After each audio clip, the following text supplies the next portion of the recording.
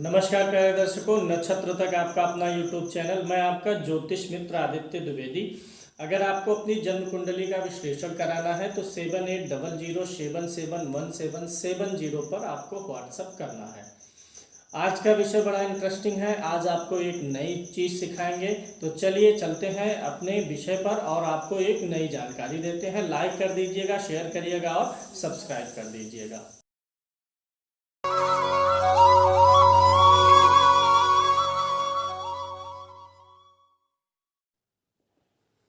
तो आज का विषय हमने लिया है सामान्यतः कुंडलियों में जो दोष पाए जाते हैं, ज़्यादातर दोष कुंडलियों में यही पाए जाते हैं जिनके कारण जीवन में संघर्ष बढ़ जाता है, कार्यों में विघ्न बाधा आती है, स्वास्थ्य खराब होता है, मान सम्मान में कमी मिलती है, धन की कमी रह जाती है, परिश्रम के बाद भी रिजल्ट नहीं मिलता है। तो जो सामान्य दोष कुंडलियों में बनते हैं, लगभग सभी कुंडलियों में से कोई ना कोई दोष इनमें से पाया ही जाता है।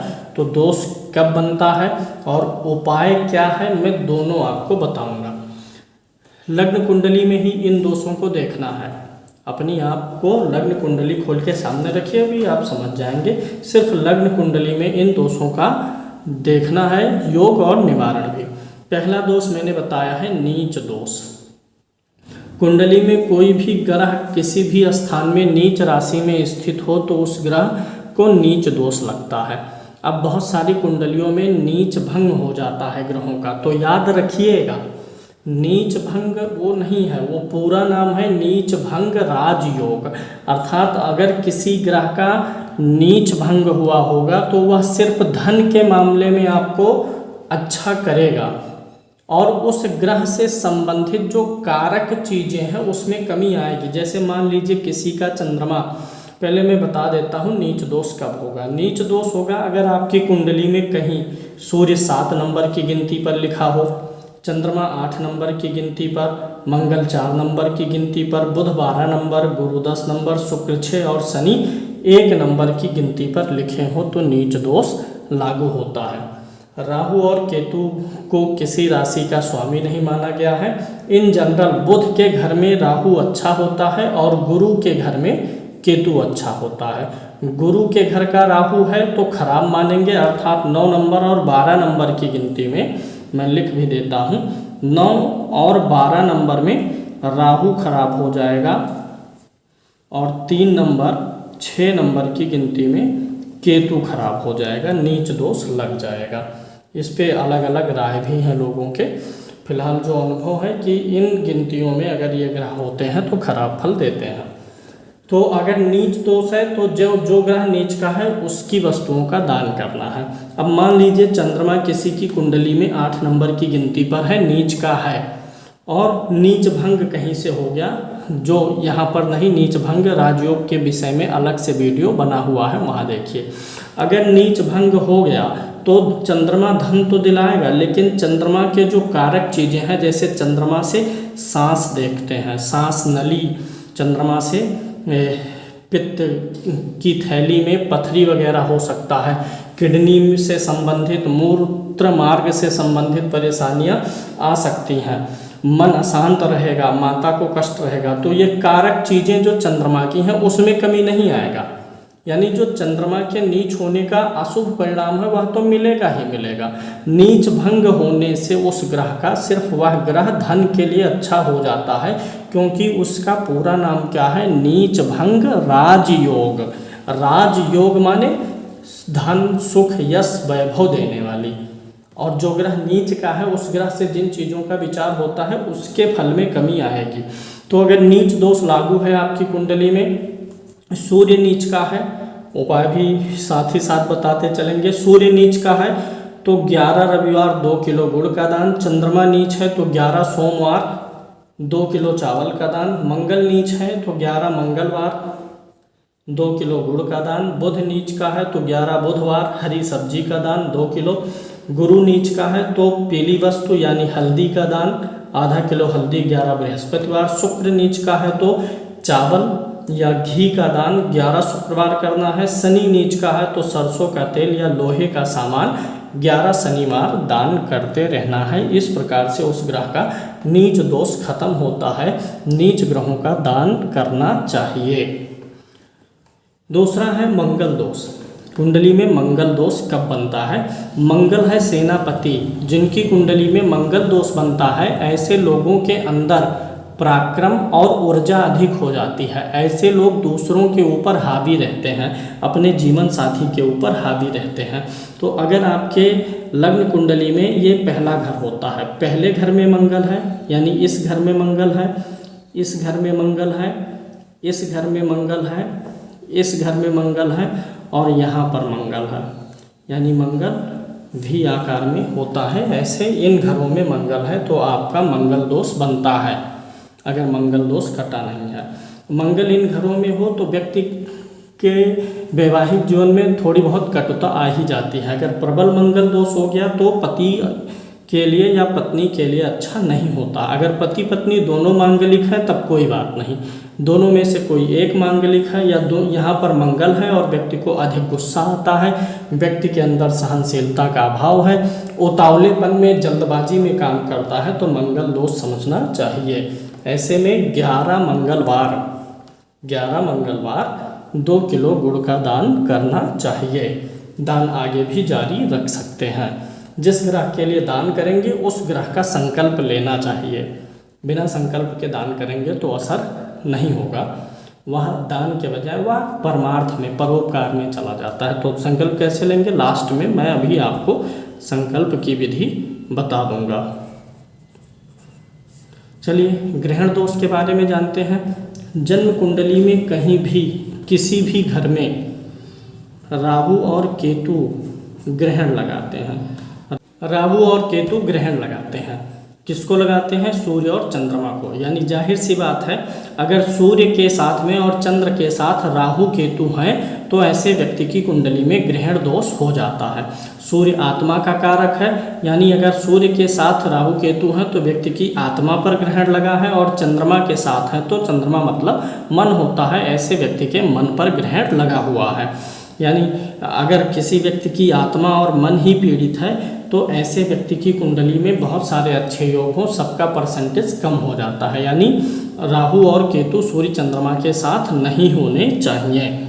अगर सूर्य पितृलोक का कारक है और चंद्रमा मातृलोक का कारक है, तो राहु केतु के साथ सूर्य चंद्रमा हो तो पितृदोष भी इसी को बोलते हैं। ऐसे में राहु केतु सूर्य और चंद्रमा के मंत्रों का जप करवा करके हवन करवाना चाहिए और राहु केतु की वस्तु का दान करना चाहिए। राहु में काला उड़द आ जाएगा और केतु में लोहे के कोई ऐसे सामान जो धारदार हो, जो काटने पीटने के काम आते हों, कैंची, चाकू आदि का सामान दान करना चाहिए। अंधक दोष के बारे में बात करेंगे। अंधक दोष कब होता है? आपकी लग्न कुंडली में कहीं भी किसी भी घर में सूर्य के साथ शनि बैठ जाए। जैसे सूर्य प्रकाश का कारक है और शनि अंधकार का कारक है और शनि सूर्य का पुत्र है, तो अगर सूर्य और शनि एक साथ बैठ जाते हैं तो ऐसे में कुंडली अंधी कुंडली कहलाती है, अंधक दोष हो जाता है, लाइफ का स्ट्रगल बढ़ जाता है। सूर्य के साथ शनि होगा तो लाइफ का स्ट्रगल आपका बढ़ जाएगा। सूर्य शनि के पिता हैं, पिता पुत्र को नुकसान पहुंचाना नहीं चाहता है, यानी सूर्य यहाँ पर शनि को की पावर जो है, शनि के पावर को सहन करते हैं। तो सहन करने में क्या होता है, सूर्य पीड़ित हो जाते हैं। ऐसे में आपको शनि की वस्तुओं का दान करना चाहिए। शनि के लिए सरसों का तेल, लोहे का सामान शनिवार को दान करना चाहिए या सूर्य शनि के मंत्रों का जाप करवा के हवन करना चाहिए। अंधक दोष सूर्य शनि की युति से होता है और अक्सर सूर्य शनि की युति से व्यक्ति को सिर, आँख और बालों से संबंधित समस्याएं भी हो सकती हैं। सूर्य शनि एक साथ हो तो ऐसे में व्यक्ति को हृदय रोग या हृदय की बीमारी से मृत्यु का भी योग बन जाता है। तो अंधक दोष हेल्थ के मामले में नुकसान करता है, लाइफ में स्ट्रगल, संघर्ष बढ़ा देता है। काल सर्प योग की बात करेंगे। काल सर्प योग होता है जब कुंडली में राहु केतु के एक ही तरफ सारे ग्रह हों। मान लीजिए इस कुंडली में राहु यहाँ है, केतु यहाँ है। अब राहु यहाँ है, केतु यहाँ है, इधर आप देखिए एक भाग बनेगा और एक भाग इधर बनेगा। जब कुंडली में सारे ग्रह राहु केतु के एक ही तरफ स्थित हों, चाहे इस तरफ स्थित हों चाहे इस तरफ स्थित हों, तो काल सर्प योग बन जाता है। काल सर्प योग की शांति का विधान भी मैं आपको बता रहा हूँ। अगर राहु केतु के साथ इस घर में भी ग्रह होगा तो भी बन जाएगा काल सर्प दोष। राहु केतु जहाँ है वहीं से लेकर के अगले भाव तक अगर कोई ग्रह बैठे हैं, सारे ग्रह हैं, तो काल सर्प योग बनेगा। काल सर्प योग की शांति कैसे होती है बताता हूँ। काल सर्प योग में आपको राहु का मंत्र जाप करवाना है 80,000, केतु के मंत्र जाप करवाने हैं 70,000 और नाग गायत्री का जप होगा। नाग गायत्री नोट करिएगा, अभी मैं एक बहुत ही महत्वपूर्ण चीज़ बताऊंगा काल सर्प के बारे में। नाग गायत्री का जप होगा और सर्व सूक्ति का पाठ होता है और हवन होता है। इन चारों चीज़ों के करने से काल सर्प शांत हो जाता है। बहुत सारी कुंडलियाँ आती हैं पास में जिसमें काल सर्प होता है। लोग बोलते हैं मैंने नासिक में महाकालेश्वर में शांति कराई है और 100% उस शांति के बाद भी वो वैसे के वैसे ही पीड़ित रहते हैं, कोई अंतर नहीं आता है। याद रखिएगा, जब आप वहाँ शांति करवाते हैं वहाँ तो कम पैसे में हो जाता है, 2100 रुपये में शायद हो जाता होगा वहाँ पर, लेकिन याद रखिए ना तो वहाँ राहु का मंत्र जाप होता है, ना केतु का, ना नाग गायत्री, ना सर्प सूक्ति का पाठ होता है। बिना इसके हुए आपका काल सर्प खत्म नहीं होगा। सिर्फ वहाँ पर पूजन करवा देते हैं और सर्प प्रवाहित करवा देते हैं, उतने से काल सर्प दोष जाएगा ही नहीं। आप अपने घर पे करवाइए या कहीं भी करवाइए, राहु केतु नाग गायत्री सर्प सूक्ति का पाठ करके हवन करना जरूरी है, तभी काल सर्प आपका जाएगा। ऐसे ही अगर कुंडली में श्रापित दोष है तो भी यही पूजा होगी। राहु केतु का जप होगा, नाग गायत्री और सर्प सूक्ति का पाठ करके हवन होगा। श्रापित दोष बनता कब है? जब कुंडली में किसी भी भाव में राहु और शनि एक साथ हो जाएं। राहु और शनि कहीं भी एक साथ कुंडली में हो जाएं तो ऐसे में श्रापित दोष बनता है। श्रापित दोष वाले जातक को असाध्य बीमारी होने का योग होता है, जीवन में बड़ी बीमारी होने का योग होता है। कैंसर टाइप में, ट्यूमर टाइप में कोई बड़ी बीमारी हो सकती है, आरोप लग सकते हैं, थाना पुलिस कोर्ट कचहरी का विवाद भी हो सकता है जिनकी कुंडली में श्रापित दोष है। ऐसे लोगों को स्ट्रगल भी करना होता है, सेहत भी खराब रहती है। तो श्रापित दोष की शांति सेमैस काल सर्प की शांति जैसा ही होगा। शनि और राहु की वस्तुओं का दान करके भी इस दोष को कम किया जा सकता है। अस्त दोष की बात करेंगे। कुंडली में अस्त दोष क्या होता है और उपाय क्या है? अस्त दोष है कि आपको देखना है आपकी कुंडली में सूर्य महाराज कहाँ पर बैठे हैं। सूर्य जिस घर में बैठे हैं, क्या सूर्य के साथ कोई और ग्रह बैठा है? जैसे सूर्य के साथ में हमेशा बुध और शुक्र सूर्य के निकट ही रहते हैं, ये कभी सूर्य से ज़्यादा दूरी पर नहीं जा सकते हैं, सूर्य से 2 भाव की दूरी पर हो सकते हैं।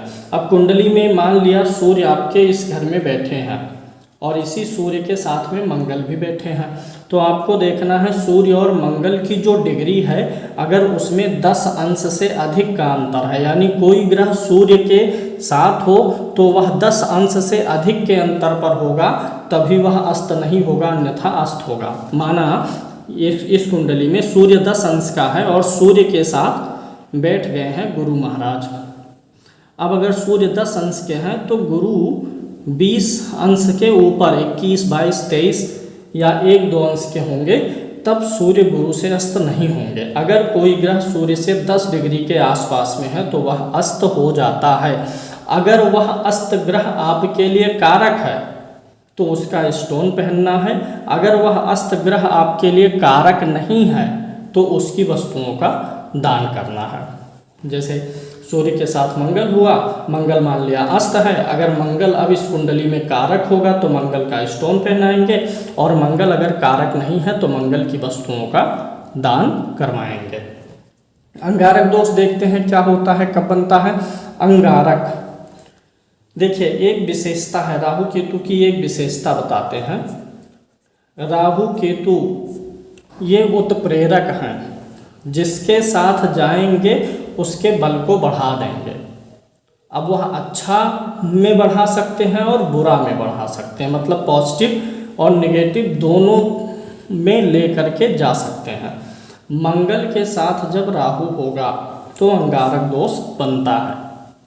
अब मंगल कुंडली में अगर खराब होगा, खराब भाव का स्वामी होगा, मंगल परेशान होगा, पीड़ित होगा, मंगल खराब रिजल्ट देने वाला होगा, तो इस मंगल राहु कुंडली में एक साथ बैठे हैं तो अंगारक दोष का प्रभाव अधिक होगा। अगर मंगल खराब नहीं है, मंगल कुछ हद तक कुंडली में ठीक है, शुभ ग्रह की दृष्टि है, शुभ नवमांश में है, तो ये जो अंगारक दोष बनेगा उसका प्रभाव कम हो जाएगा। यानी मंगल और राहु की युति से कौन सा दोष बनता है? अंगारक दोष बनता है। मंगल राहु कुंडली में एक साथ नहीं होने चाहिए, अलग अलग होने चाहिए। मंगल के साथ राहु, मंगल के साथ केतु हैं तो अंगारक दोष बनेगा। ऐसे में राहु की वस्तुओं का दान और मंगल की वस्तुओं का दान या दोनों का मंत्र जाप करवा करके हवन करना चाहिए। अगला दोष है चांडाल दोष। चांडाल दोष कब बनता है? जब गुरु के साथ में राहु या केतु आ जाए, गुरु के साथ राहु या केतु आ जाए तो चांडाल दोष बनता है। गुरु किसका कारक है? ज्ञान का। गुरु क्या है? ज्ञान। और राहु क्या है? भ्रम। ऐसे व्यक्ति भ्रमित बहुत होते हैं। ऐसे व्यक्ति का जो ज्ञान होता है वह कंप्लीट नहीं होने पाता है। ऐसे व्यक्ति की शिक्षा में भी बाधाएं आती हैं जिनकी कुंडली में चांडाल दोष होता है। तो गुरु राहु की युति से चांडाल दोष है, यानी राहु की वस्तु का दान आपको करना है। अब मैं आपको बता देता हूँ संकल्प। किसी भी वस्तु का दान करने के पहले कैसी प्रक्रिया अपनानी चाहिए। सुबह स्नान करने के बाद किसी आसन पे बैठ जाइए। आसन पे बैठ करके आप अगर राइट हैंडर हैं तो दाहिने हाथ की हथेली में, और अगर लेफ्ट हैंडर है तो बाएं हाथ की हथेली में आपको जल ले लेना चाहिए। पानी ले लीजिए और संकल्प बोलिए मैं, फिर अपना नाम, मैं फला। अब जिस ग्रह के लिए दान कर रहे हैं उस ग्रह का नाम, जैसे मान लीजिए मंगल खराब है तो मंगल का नाम, मैं फला अपने मंगल ग्रह के अशुभ प्रभाव की शांति के लिए गुड़ का दान कर रहा हूँ। इतना बोल करके जल जमीन पे छोड़ के दोनों हाथों से वस्तु को 3 बार छुइए और उस वस्तु को किसी ब्राह्मण को दान दे दीजिए। यहाँ एक चीज़ और है, राहु केतु और शनि का दान किसी को भी दे सकते हैं। राहु का दान, केतु का दान, शनि का दान किसी को भी दे सकते हैं। ब्राह्मण हो, गरीब हो, भिखारी हो, दुखिया हो, किसी को भी। और सूर्य का, मंगल का, बुध का, गुरु का दान ब्राह्मण को देना है। चंद्रमा का और शुक्र का दान या तो ब्राह्मण को दीजिए या किसी स्त्री को देना चाहिए। तो ये हो गया विधि दान की। उम्मीद है कार्यक्रम आपको पसंद आया होगा। लाइक करिएगा, शेयर करिएगा और सब्सक्राइब करिएगा। जय श्री कृष्ण।